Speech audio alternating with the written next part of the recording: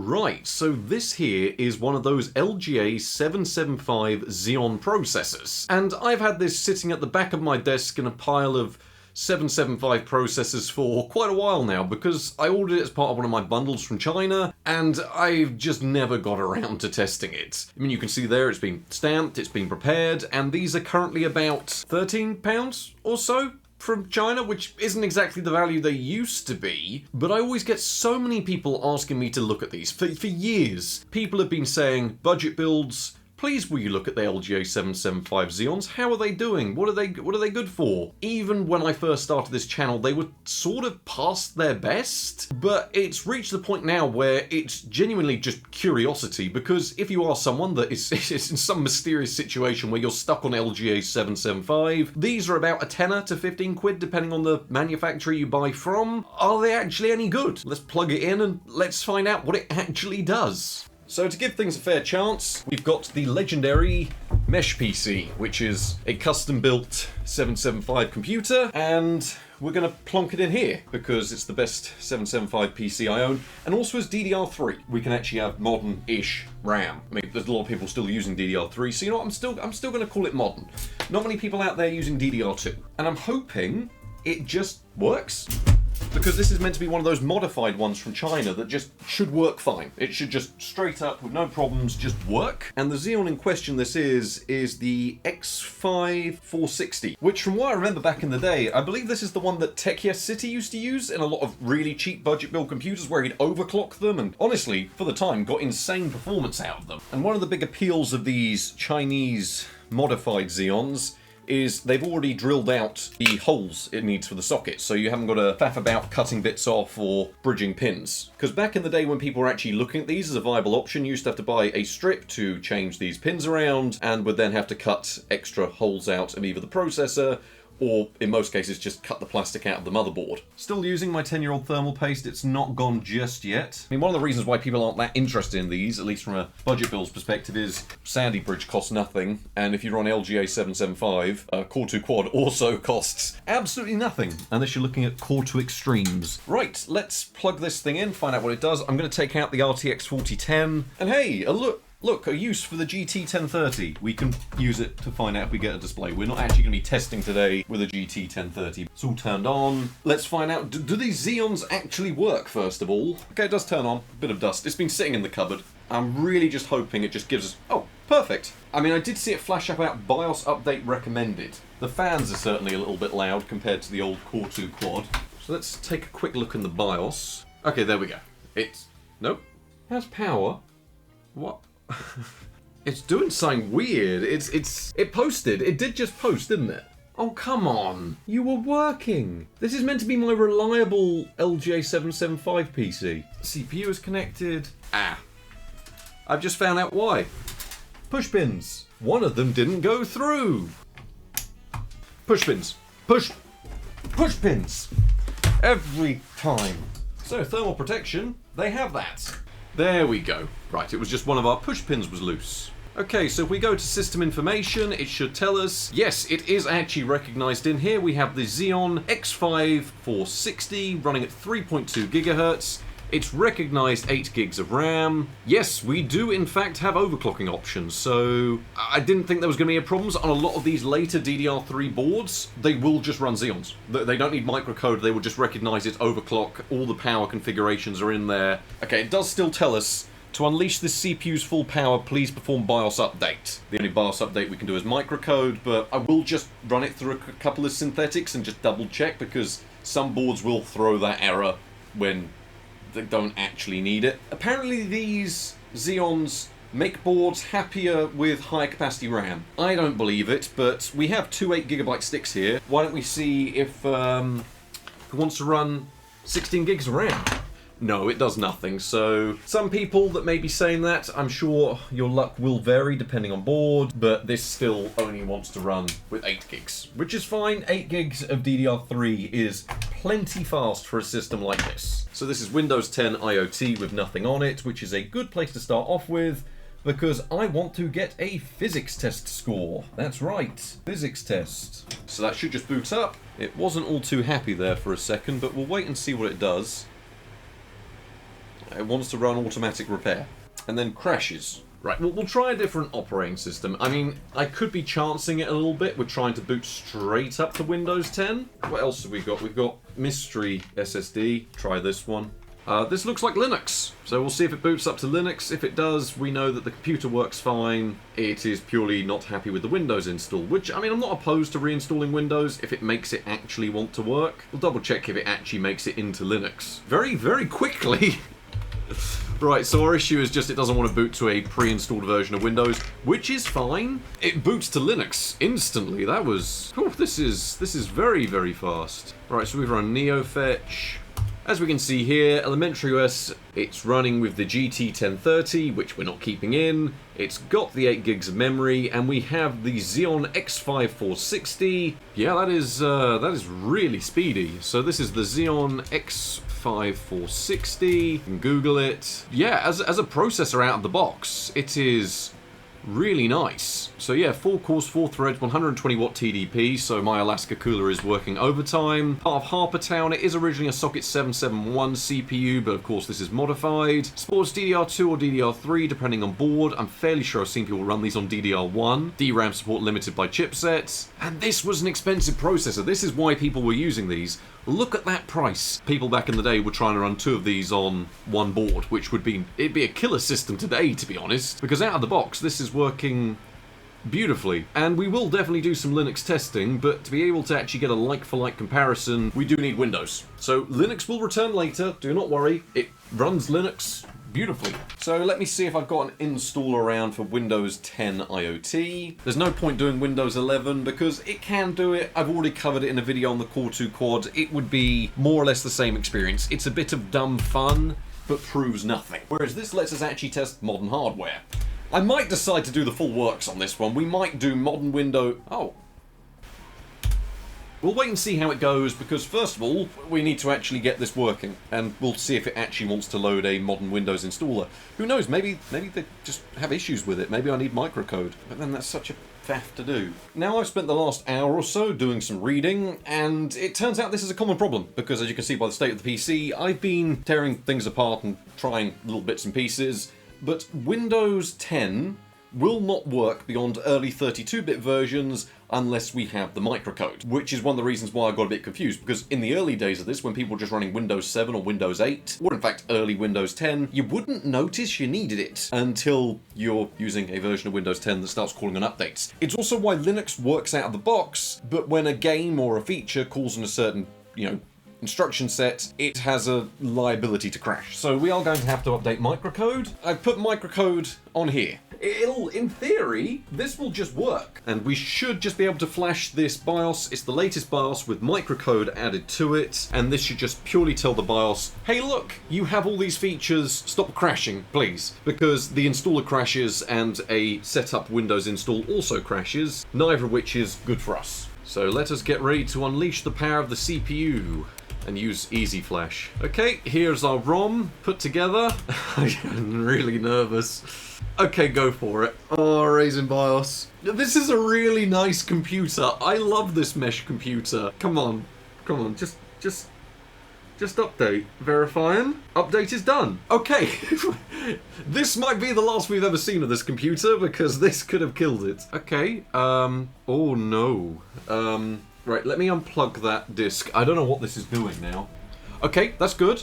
Yep, well this checks out. Our system information, Intel Xeon still checks out. We've got the 8 gigs of RAM. Plug this Windows 10 drive back in, restart the computer, and on paper, this will now boot up completely fine and will just work. Have I done it? I've done it! I'm a bit optimistic it could crash. It's been a little while since I've dabbled in microcode modification, and the last time I did it was on a Dell PC. I didn't really care about adding microcode for a Pentium 4. This is a little bit more advanced, shall we say, which means power delivery is working. It's already booted up to Windows 10 and is working very, very quickly. I think we swap out the 1030 for maybe a 980 Ti today. I'm feeling very NVIDIA. I mean, it should be able to handle it. So just to show there's no trickery or nonsense, this is the Intel Xeon X5 460, half a town on LGA771, it's actually 775, 45 nanometers. This is the E0 stepping. You get SSE 1 through 4.1, which is actually not too bad, that's quite modern, and it does run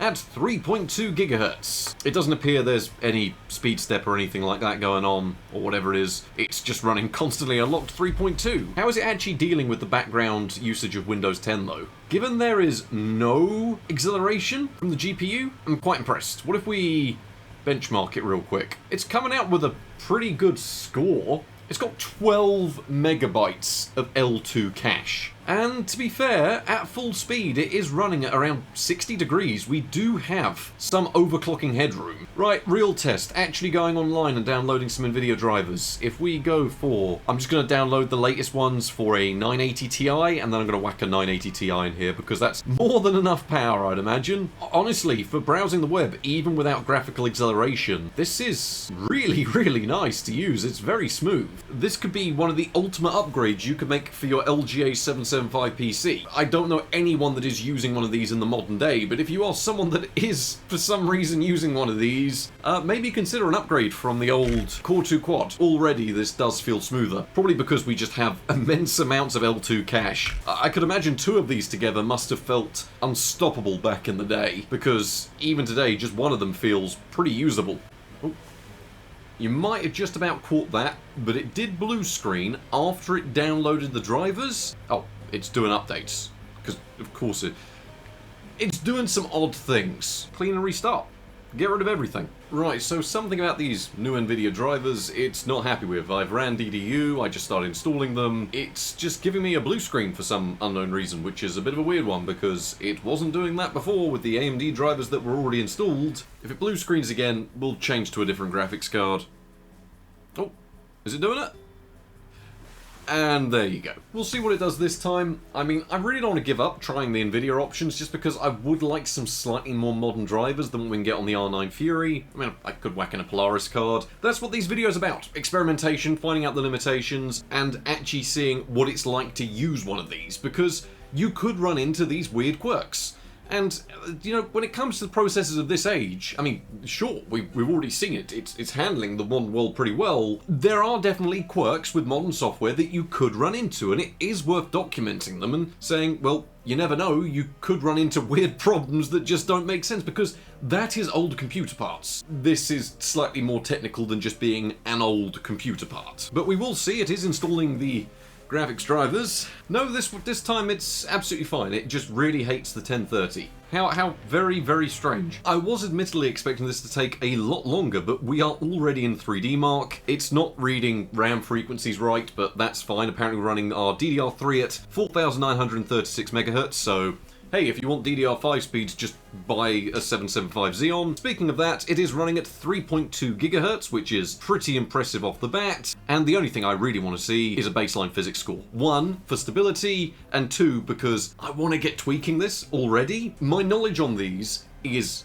well, as old as everyone else's is. They've not really been covered mainstream for about 10 years now. They've never been featured on this channel, and they're in a weird spot where they are surprisingly powerful for their era, but they're probably going to be beaten by a 20p Sandy Bridge i5. Is there any real budget value in these? Maybe somewhere, someone in the world that apparently can't get a hold of Sandy Bridge but has a LGA 775, maybe? But for the most of us, I think this is genuine curiosity. How can something on 775 run things?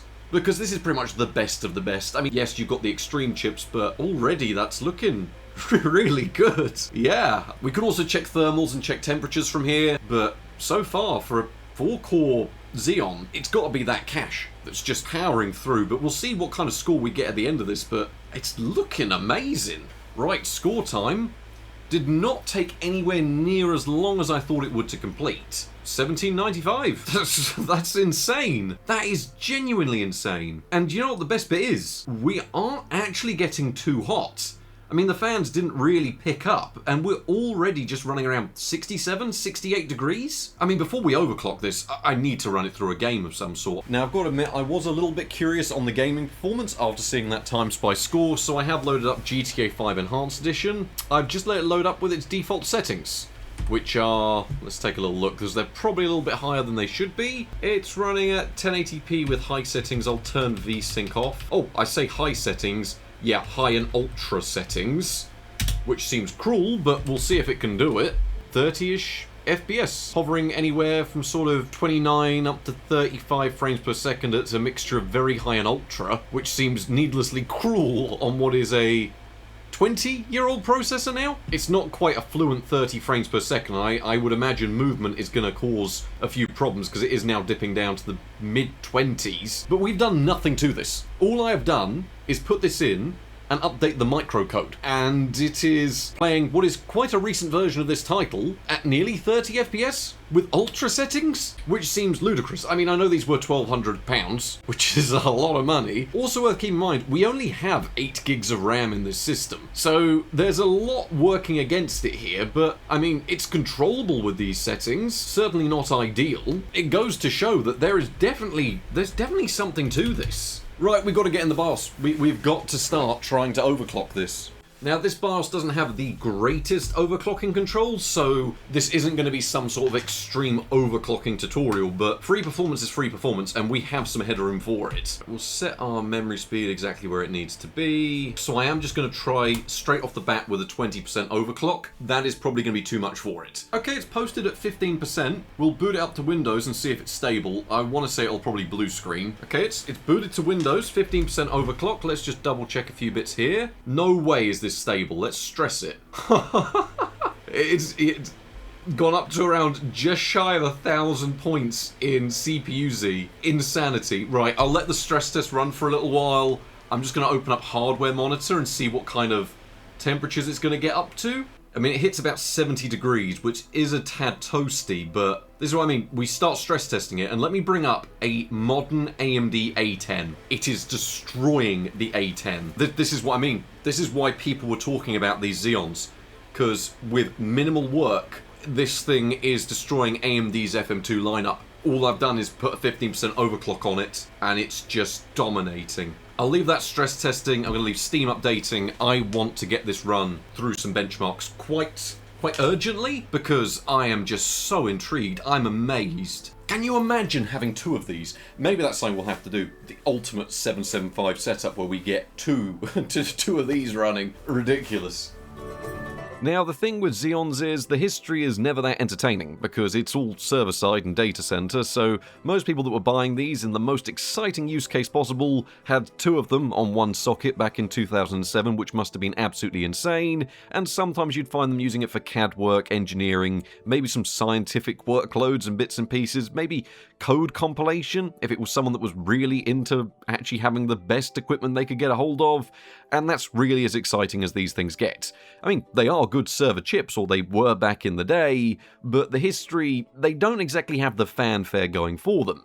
What they do have going for them, though, is when they started to get really cheap about 10-15 years ago, and all you had to do back in the day was slice off some notches on your motherboard or cut out some holes on the processor, like this one has already got done for us, and you could use this on a Socket 775 motherboard. So what you ended up with was a £1,200 or in and around that mark processor that used to cost you about 20 quid 15 years ago, meaning that you could actually have some really solid multi-core performance and actually not too bad single-core performance on a processor that was well binned, so you could overclock them quite highly, and it was just quite an exciting moment to try and get a hold of a Xeon.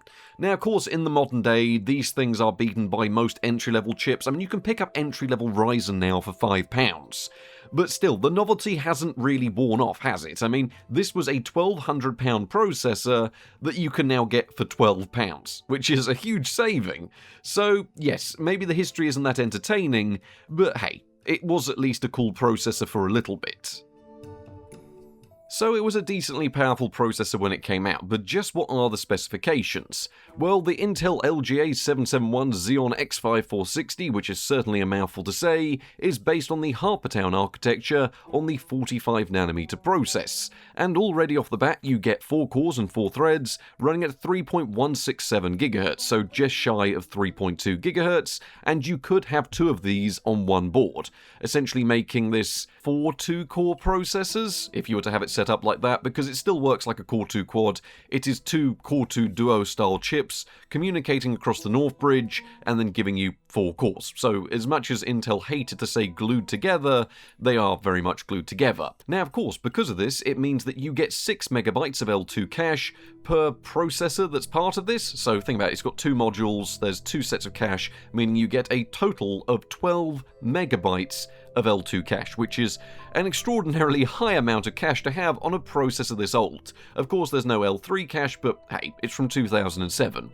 The TDP is around 120 watts. Not all steppings actually use this mark, and to be fair, I have done some power consumption testing, and this is a tad high. Generally, these are quite efficient processors. It was released in November of 2007, making this nearly 20 years old. Support for feature sets goes up to SSE 4.1, and it released for, as we've said, and probably the title of the video, $1,200 or around £1,000. Today you can find unmodified examples for around a £5, or if you're buying one that's been pre-set up for your use, they're around 12 to 15 quid from China. But the thing is, if you were buying one of these Xeons and getting it to work in your normal LGA775 board, the big thing most people were doing, especially around 10 or so years ago, was overclocking them, because those good boards were very cheap. It's only now we see LGA775 entering the world of retro that those really good boards are now actually sought after. So today we were limited by me using this G41 board that came in this mesh PC. It's pretty good for compatibility, which is why I like it. It supports virtually all processors, and it only took a little bit of microcode to get this one working properly. So you can do a bit of basic overclocking on a board like this. At around stock settings we scored 1795, with 3.5 GHz, somewhere between 3.5 and 3.6, we scored 1976, and I did manage to briefly get a singular run in at 3.8 GHz, resulting in a score of 2091. But what do these scores actually mean? How does this old 20-year-old Xeon actually place itself? Well, when fully overclocked, and this is what was really surprising me, this thing handily beats out entry-level AM4 processors like the Athlon X4 970, it beats Haswell Core i3s, and, well, it beats AMD's FX lineup, which is why people were buying these in the early 2010s, because you can see right at the bottom of the graph is the FX 4300, and substantially above that is our overclocked Intel Xeon, which is really quite impressive. At the same time, anything sort of entry-level from Sandy Bridge onwards does go on to beat it, but those parts are on a much newer architecture from a much more recent period of time than this is. I mean, the fact that it's not bottom of the barrel against some fairly modern processors here is actually somewhat substantial. I mean, one of these on here it's beating is from 2017. Now, for the benchmarking today, we are testing with my old mesh gaming PC, which was a fun computer we picked up a little while ago, and features a rather nice Asus G41 motherboard with DDR3 memory, so memory speed isn't really a factor here. One thing we do have to keep in mind though is this is a rather entry-level board, and it's got great compatibility, but limited overclocking potential. So for most of the overclocks we are running at around the 3.5 GHz mark, and I have added some additional fans on there just to try and keep this thing cool and provide enough airflow. Keep in mind, it didn't actually overheat, it wasn't running too hot, this was just here for peace of mind given that this isn't a particularly high-end system. Now, I did start the benchmarking with the 980 Ti and all was going very well, but unfortunately I did run into a few compatibility problems which I'm assuming are to do with the later Nvidia drivers. Rather than faff about with all the driver versions, I have instead replaced this with the R9 Nano Fury, which is more than enough power for this, and does give it a little bit of assistance with lower driver overheads and actually pretty good game compatibility. So, just so people are aware, I have changed out the graphics card, because as nice as the 980 Ti was, some of the later Nvidia drivers can be a bit unhappy on systems like this, which is a shame. At the same time though, I actually want to try and throw this into the modern world, which is quite tricky to do on these older systems, but let's be honest, we already know how this will perform in titles of its era. It will absolutely dominate in them. It was a $1,200 processor back then, it was always going to. My question today is, what if you take a $1,200 processor, throw it up into the world of 2026, and see just how well it can do with the benchmarks? Starting off the benchmarks, we have GTA 5 Enhanced Edition, which, as we've already seen, will default to very high and ultra settings because of the graphics card in the system. And to be fair, the system with an overclock does just about eke out a 33 FPS average. But the only problem is we did have 1% lows down to 18 FPS, which rendered it slightly unplayable. I mean, it was controllable, but it did feel a bit almost like the game was slowing down in real time. It was very smooth as it headed to those 1% lows, but unfortunately, ultra settings really wasn't part of the equation. Fortunately, dropping back to normal settings, and this is in the latest release of GTA 5 on a nearly 20-year-old processor, and we eked out a playable 37 FPS on average, with 1% lows down to 27 FPS. Which was a pretty smooth experience and one that could become even smoother if we implemented a 30 FPS cap in place. Because now it ran pretty much on par with, say, the consoles. I mean, it's running at 30-ish FPS, and we're getting decent 1% lows down to 27 FPS, and this was with normal settings. So, you know what, GTA 5 Enhanced Edition, I can't really complain about. I even went as far as moving into the world of online, which, to be fair, is rather CPU intensive. It's not something we usually see perform worse, but on these 20-year-old processors, what do you expect? We saw our average drop down to 29 FPS, with 1% lows down to 24, which is just under that playable figure, but hey, it was at least controllable on a 20-year-old processor, so already off to a great start. Just to give people a refresher on how performance was back with the legacy version, and it was at this point I swapped over to the R9 Fury because this wouldn't launch on the 980 Ti, and it defaulted to ultra settings in 1080p once again because of the graphics card, but we did return 44 FPS on average, with some slight stuttering in places with 1% lows down to 33 FPS. But to be fair, this is a 20-year-old processor managing GTA 5 Legacy Edition at north of 30 FPS with ultra settings. That's a pretty good showing. Moving this back down to normal settings gave us a much more pleasant 54 FPS average, with 1% lows down to 43 FPS. There was no need to actually cap the frame rate, and in fact I was actually trying to do things in-game that would bring our frame rate down lower. So GTA 5 Legacy really does go to show, this is the reason why people were buying this processor 15 years ago, is you could whack this in a cheap LGA775 setup, and boom, one of the most popular titles of 2015 is now very playable on what is a cheap processor. Moving on to the world of GTA Online Legacy, and it was an admirable result, returning 33 FPS on average, but with admittedly worse 1% loads than the online version of the Enhanced Edition. Makes sense, there's lots going on, and utilization gets very wonky, as does RAM utilization, of which we only have 8 GB. But still, it was controllable, which I wasn't actually expecting. I was expecting single digits here.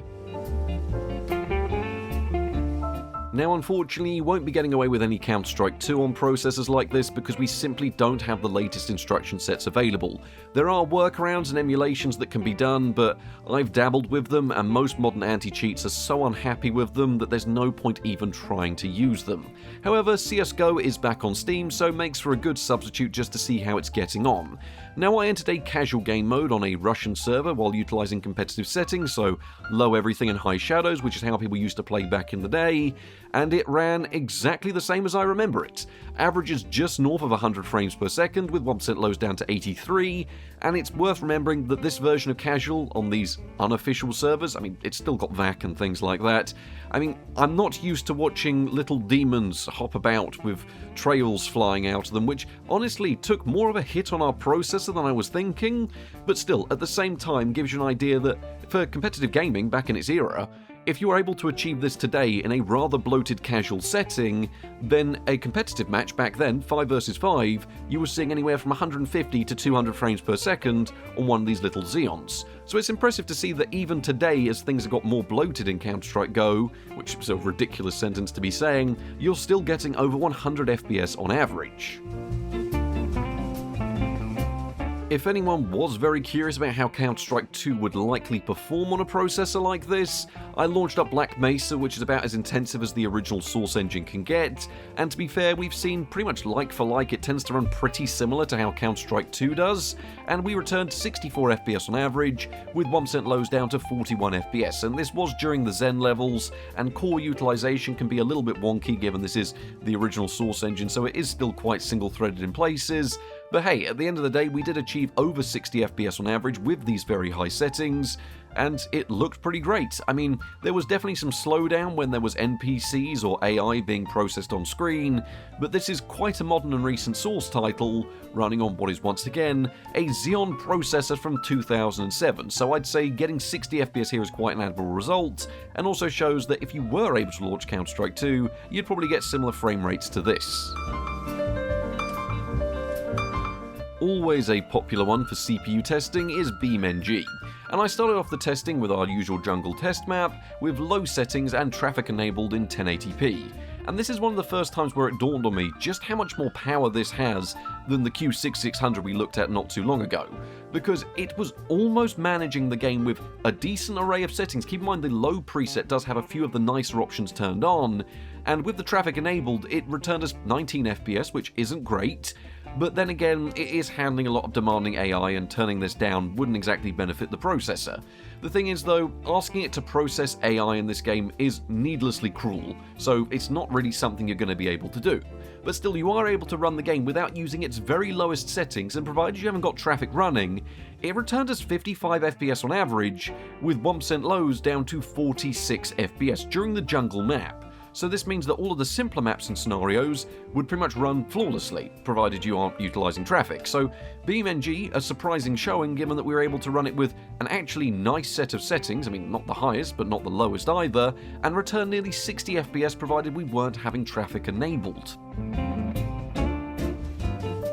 Mount & Blade Bannerlord actually chose a higher battle size than I was expecting, but then again, maybe they've even taken Xeons into configuration. This game always seems to know how it wants to run.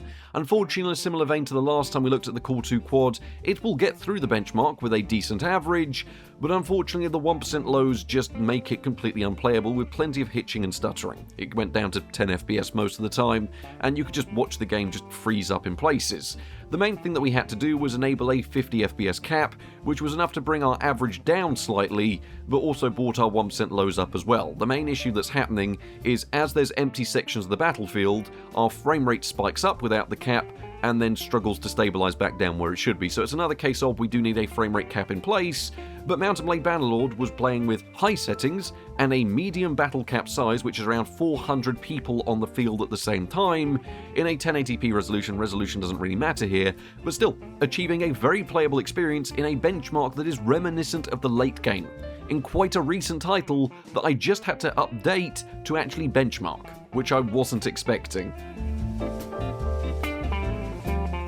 Now around this point I was making a cup of tea and I thought, you know what, I'll get some B-roll. I'll just launch a few games just to say later, look, there's lots of titles it can't launch, because it's always worth just showing people that no, when you click these, it won't launch. And most of them, to be fair, just straight up didn't work. Arc Raiders, Samson, Counter-Strike 2, they just crash and they just give you an error code saying you haven't got the instruction sets. But Oblivion Remastered decided that no, it will actually launch. So I spent around the next 45 minutes trying to get in-game, and believe it or not, with low settings and a 15 FPS cap in a 540p resolution, this game doesn't run well on the R9 Nano. To be fair, it can just about eke out 30 FPS in 720p, so really every part of the system is a limit here. The DDR3 having only 8 gigs, the R9 Fury only having 4 gigs of VRAM, and this Xeon being 20 years old. But still, it got in game somehow and returned 15 FPS on average, with 1% lows down to 8 FPS. And to be fair, I thought that was quite impressive, because the FPS cap was purely there to make it controllable, and it did. But when you are actually in simpler areas, I went inside a cave to start off some sort of quest, and we returned nearly 30 FPS on average. I did have to increase the FPS cap, but Oblivion Remastered in simpler scenarios was achieving playable frame rates on this 20-year-old Xeon.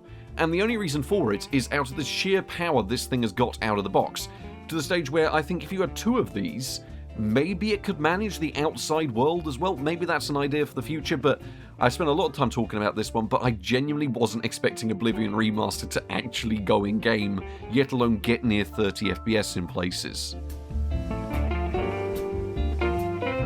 Unfortunately, nothing has changed in regards to PUBG. This has never really worked all too well on these Xeon processors, and as the game has received updates over the years, well, it's not exactly got any better. I did run the game with very low settings, I did my usual tweaks, I ran it with DirectX 11 and 11.1 and DirectX 12. DirectX 11.1 gave us the best result, neither of which were particularly fantastic, and we returned an average of 28 FPS with 1% lows down to 17 FPS.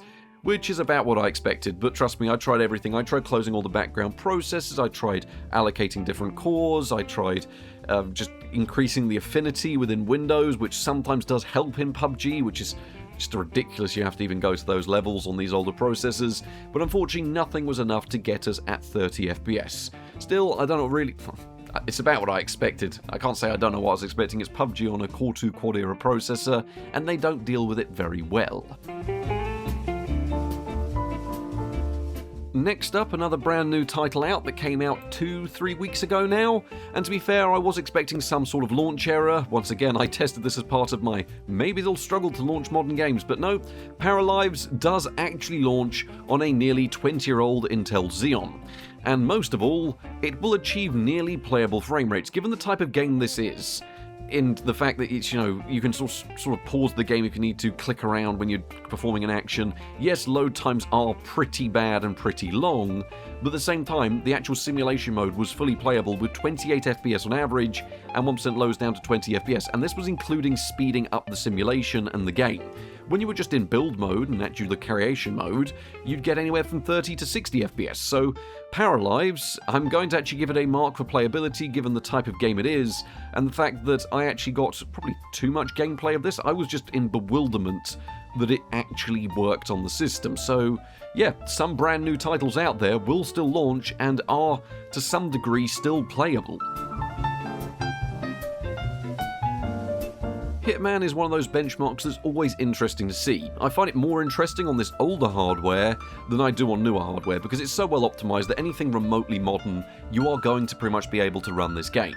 But with low and medium settings, which is how it defaulted to, plus the base simulation enabled, we returned an average of 46 FPS and 1% lows down to 34. Now don't get me wrong, when there was lots of particle effects and lots of physics happening, it would drop slightly under 30 FPS, sometimes in and around 20 to 25, but this was only when there was heavy particle effects or physics effects going on during the built-in Darkmoor benchmark map. So when you're actually in gameplay, it's liable to run even better than this. I mean, I just find Hitman fascinating for how well it runs on ancient hardware, given that I could quite happily cap this at 30 FPS and say, you know what, that's playable, and I'm still using the computer I built in 2007. I mean, you've upgraded your graphics card since then, but hey, it does show it could have been done. A very interesting one for the context of this video, given that people were putting together Xeon systems like this for Fallout 4 because they were very cheap. As I said, you could get LGA775 motherboards just being thrown away, nice ones too. So people were just getting a hold of those boards being thrown away, getting one of the Xeons, which were arguably even cheaper back then, and then you could actually get away with playing the original release of Fallout 4 on one of those systems. However, it has since had an anniversary update, which as we've seen has really shaken around how it works on even new hardware as well as legacy. But I was surprised to see that with high settings, it did return us 45 FPS on average. Now, frame times were slightly wonky, down to 32 FPS, and this was very noticeable in certain parts where NPCs were spawning in or you were transitioning into new areas, but generally this is another similar case where I'd say cap it to 30 FPS, keep the high settings, and you're going to be able to get away with it on your 20-year-old Intel Xeon, which is ridiculous because I know full well that Bethesda would not have factored this into the anniversary update, but it's nice to see that one of the uses that people built systems around this processor for back in the day is still a viable option with the anniversary update.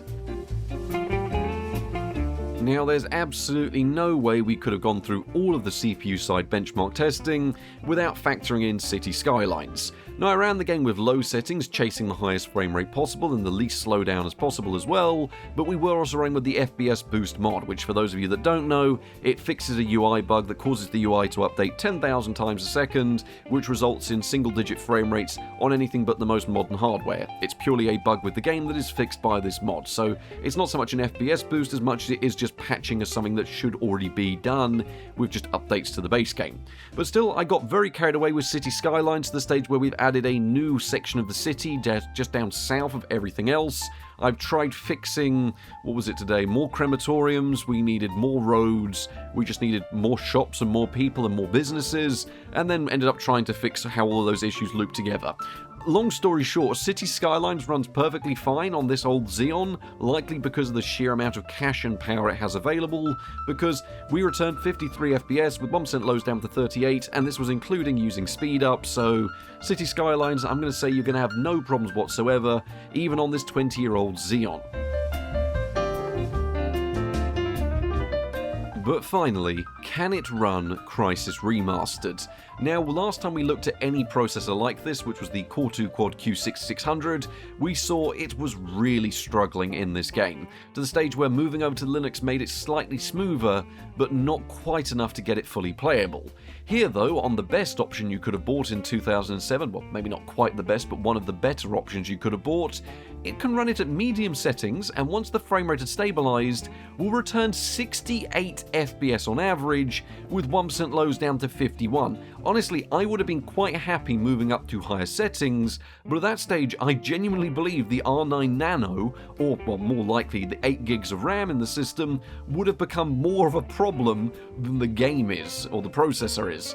So Crysis Remastered, I was expecting to get just north of 30 FPS with these levels of settings, but you know what? We somehow managed just north of 60 frames per second on what is a 19-year-old Xeon that would have been more associated with running the original Crysis, not the remaster, so somehow it can do it. That's what I mean. This processor was high-end, and I think that's a beautiful mark to round it off on. It would have been, you know, if anyone was using one of these for gaming with Crysis back in the day, then seeing it run the remaster must feel really special. So, overall performance of the LGA775 or 771 Xeon in 2026. And to be fair, I have actually found it decently impressive. Now, don't get me wrong, you won't be launching Cyberpunk, you won't be launching pretty much most modern Unreal Engine 5 titles like Ark Raiders or Samson, because they'll simply throw up an error. I mean, I genuinely was blown away the fact that Oblivion Remastered will even go in-game. But by the time you actually get into these titles, well, the platform itself becomes a problem, because unless you're running a really high-end board with 16GB of DDR3, which, to be fair, on some boards you can manage, then you're going to run into RAM problems, and you might even just run into the fact that your graphics card is not good enough, because you're sort of in a balancing act between driver overheads compatibility, and then the further you go into modern stuff, the more these become a problem. So, at the end of the day, I'm going to say, you know what, the performance here, pretty decent. BeamNG, completely playable, provided you don't mind not having the traffic enabled. I mean, my biggest takeaway was Paralives and Oblivion Remastered, because Paralives, that's quite a new popular title that's only come out a few weeks ago, and likely because it's their own custom-built engine from what I understand, it seems to run fine. So there's no problems with actually getting it to launch and then go in-game. I mean, load times took a while, but then again, it's a 19-year-old processor. So it really has impressed me that, you know what, people that were getting into these Xeons, I can understand 10-15 years ago why they were doing it, because you look at titles from that range, you look at GTA 5 for example, and it plays it absolutely fine. And when people were getting really decent motherboards for under £10, you could pick one of these up for about a £5, well suddenly for just under 20 quid, you've got a competent gaming system that plays everything from 2005 to 2015 with no problems. Now, of course, there are going to be people screaming in the comments that I've done this all wrong and it'll run better on Linux. So don't worry, I have done some Linux side testing, but don't say I haven't warned you in advance, because at the end of the day, I had a rough idea what to expect when I went into this, because we tested an Intel Core 2 Quad Q6600 not too long ago, and did rather extensive Linux side testing. So people do have to remember that Linux is not always the answer, but anyway, I will now roll the segment, and you can find out and make your own mind up whether or not it's a good idea.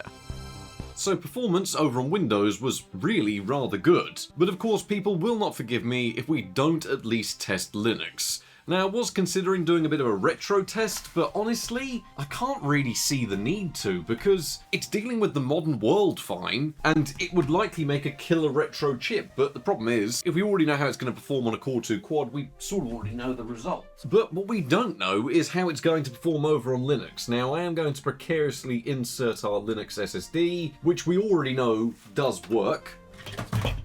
My janky cooling solution has fallen apart. Whoever would have been able to guess this could happen? This is purely to provide additional cooling. I'm not happy with the solution, but hey, this is the best LGA775 system we've got, and to be fair, it's done a decent enough job. It has already booted to this SSD, so it should, within reason, just work.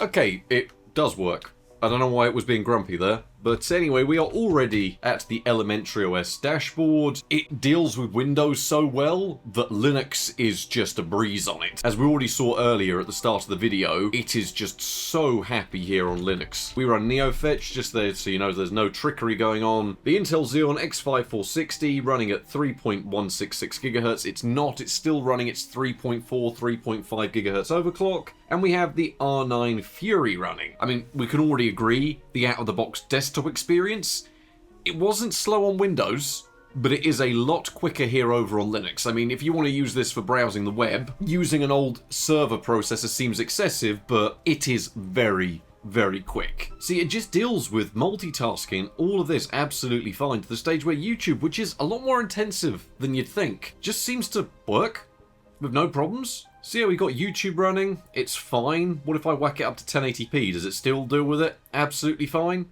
I think it's Steam downloading stuff causing us more trouble than the actual hardware is, but yep, loading in a 1080p video, we're losing any frames, we've dropped none. But we'll get Steam open, and then we'll see if there's anything we can do there, see if it does help out at all with gaming if we're over on Linux. I can't imagine it's going to make a huge deal of difference, but we'll wait and see. So far, things are going very smoothly. All I've had to do is update Grub, so it's going to try and use the actual modern AMD GPU drivers rather than the older Radeon ones. It's purely because the Fury is GCN 1.2, 1.3, and sometimes it gets funny and wants to use the wrong drivers, so I gotta do this, and then hopefully there'll be some gaming benchmarks. I should just have to restart now. I think this is all good and all done. For some reason, the R9 Fury didn't fancy working today, at least not over on Linux, so I have just put in the 6700 XT, and we're here with GTA 5 Enhanced Edition. We're running the exact same overclocks. I got the fan set up pretty much the exact same, and it is running in and around the same sort of frame rate it was running over on Windows. I mean, it is running slightly worse, definitely closer to 30-ish FPS when uncapped. Right, yeah, I mean, it's about what I expected. Similar experience to the Core 2 Quad, where we are getting in and around similar performance to Windows with slightly smoother frame times, but at the end of the day, this is still a 20-year-old processor. It's having to deal with translation layers. As much as people love to say that Linux is the savior of everything, a lot of the time they forget that they're running modern processors. They aren't running a Xeon from 2007 that will actually have a substantial bit of overhead when it's having to deal with the translation layers. So, yep, even with the overclock, even with a better graphics card, it's okay. I mean, it's pretty decent, but no, it is not as good as Windows.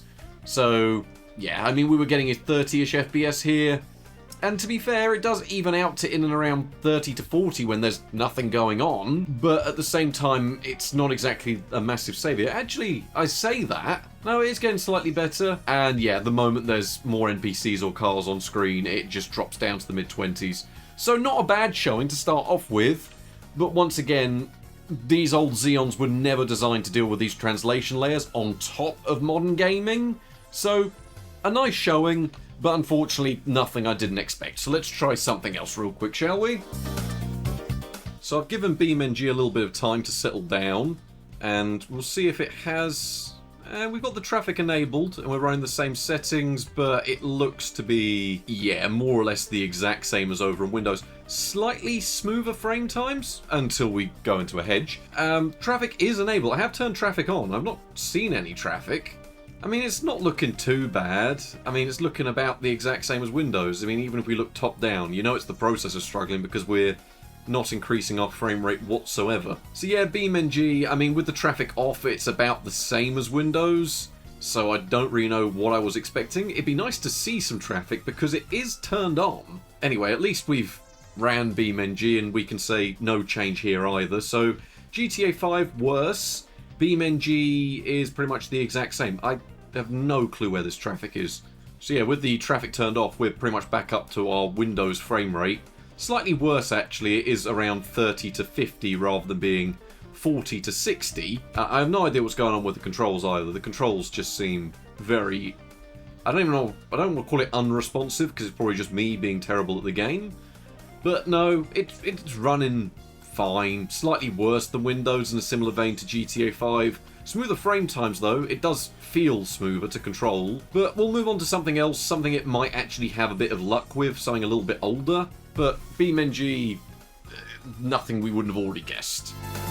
Always a fun one to finish off with Halo Reach, which is of course part of the MasterChef collection, and we've seen time and time again that even with a Proton translation layer, this just runs so well on Linux. And here's a great example, because we're running with a mixture of normal and high settings, and we're pretty much getting a near-locked 60 FPS. So it's not exactly the smoothest experience of all time, but I mean, for a 20-year-old processor, pretty admirable. I mean, then again, this also did come out on a 20-year-old console, 21-year-old console now, so yeah, not exactly the most surprising thing in the world, but it's always nice to see it run well. And it does go to show that in some of those lighter or older titles, when you are running a Proton translation layer, then you haven't really got to worry too much about it because you have the overheads there. It probably also helps there's a 60 FPS cap in place, not that we are using a full 60 FPS cap. You know, we're getting near 70 to 80% usage in game, probably with the other 20% dealing with background tasks and the translation layer. So I'm not too annoyed at this level of performance.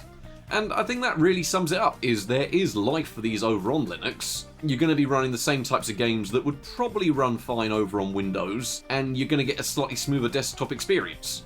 And there's nothing wrong with that. It's just don't get your hopes too high up, because it's a 20-year-old processor, and gaming on Linux in a modern sense has only really been around for a few years. It isn't something that people were trying to do on a Xeon beyond natively supported titles, and the occasional simple title that may have ran fine through Wine back in the day. So yeah, interesting to see, but MasterChef Collection runs pretty much perfectly, so I'm happy with that. And that pretty much sums up Linux. For older titles it's fine, for simpler titles it'll run slightly worse than Windows but still playable, and for titles that were just about running on Windows, well, you don't really get any benefits to it because you're having to deal with additional overheads.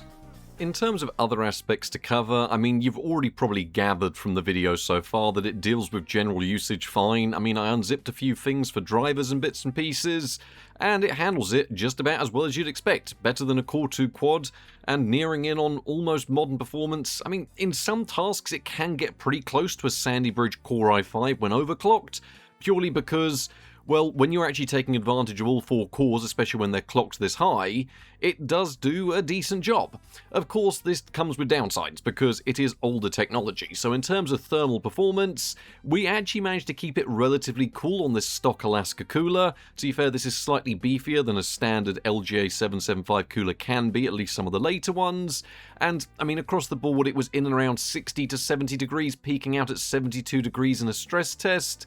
And when we also look at power consumption, very much in line with this. And of course the fans did ramp up as we went up to that stress test level, because we saw peak usage at 123 watts from the processor when overclocked, so slightly north of that 120 watt TDP. So they're not the worst thing in the world to keep cool. At the end of the day, if you manage to get a hold of one of those early Pentium D LGA775 coolers, that would likely deal with this fine and also handle some overclocking. Mostly the fans that I've got pointed at it aren't so much for the processor cooling, they're more just for motherboard VRMs and bits and pieces like that, just to try and keep the motherboard temperatures down a little bit, because they were getting slightly hot, especially during the stress test, because, hey, we're pulling 123 watts with an overclock. That's fair enough. This board was never designed for that. And I'd say that there about brings us to the end of this video on the Intel Xeon X5 460. And what are my concluding thoughts? Well, if you were someone that got into these, say, 15 years ago when they were really cheap, I completely understand it now, because it must have dominated back then in terms of price performance. You had cheap boards, cheap DDR2, especially if you were going down that route, and to be fair, even the 8GB limitations on most of those boards wouldn't exactly be a problem back then. Today, different story. It's a bit of a weird one today though, because for retro usage, oh, this is absolutely fantastic. If I was going all out for retro usage, I would probably try and get one of those old workstation boards. They do sometimes come up on eBay. I've not found one yet this year, but sometimes you will see them, and you can have two of these together with 16 to 32 gigs of RAM depending on the board you're getting, which must be it must have been insane back then. And in terms of retro usage, that would be a killer LGA775 system. So it's a bit of a weird one, because I have been blown away by just how much performance this has been able to deliver to us 20 years later. But at the same time, the amount these cost, the amount the boards cost, the fact that, you know, compatibility and microcode updates can be a bit of a pain, are these a good idea for day-to-day usage? No. Just go and get an AM4 entry-level processor if you're actually looking at modern platforms, or if you're looking at the bargain bin, we all know what I'm going to say, get a Sandy Bridge processor. The i5s cost about 50p, the board you can pick up usually in a bundle with a processor for a couple of quid these days, and it will actually be better than this with more modern features. So it's amazing how much power is in these Xeons, but definitely more appropriate for the world of retro. For me, just being able to push them as far as we have today has been a lot of fun and also a lot of work, because it's still on an older platform, loading takes a bit of time, and even with an SSD, these modern games, trying to get them started on an old 4-core, well, Oblivion took me upwards of 45 minutes, and I didn't even know if it was going to get in-game. Anyway, I hope you've all enjoyed this video. People have been asking me about this one for nearly 10 years actually, and I have finally got around to it. So thank you all very much for watching. I might take another little look at it in retro usage or contemporary usage of when they got cool with Windows 7 or Windows 8.1. I might chuck it out as a members video, so wait and see. If that is something you're interested in, keep your eyes open for that, because there's not really much point covering it today. If you want to find out how it performed back in the day, just Google it and wait till you come across someone that covered it about 10-15 years ago. Read the old Reddit threads. It's such modern history that actually finding people that were using these in that time period took me one Google search. And it was fascinating reading it, where people were still using these waiting for Ryzen, because there was nothing out on the market yet that they actually needed. These were still good enough before Ryzen. Anyway, thank you all very much for watching. This video has been a lot of work, as these processor reviews always are. Hope you've enjoyed. Thank you all very much for watching, and good night.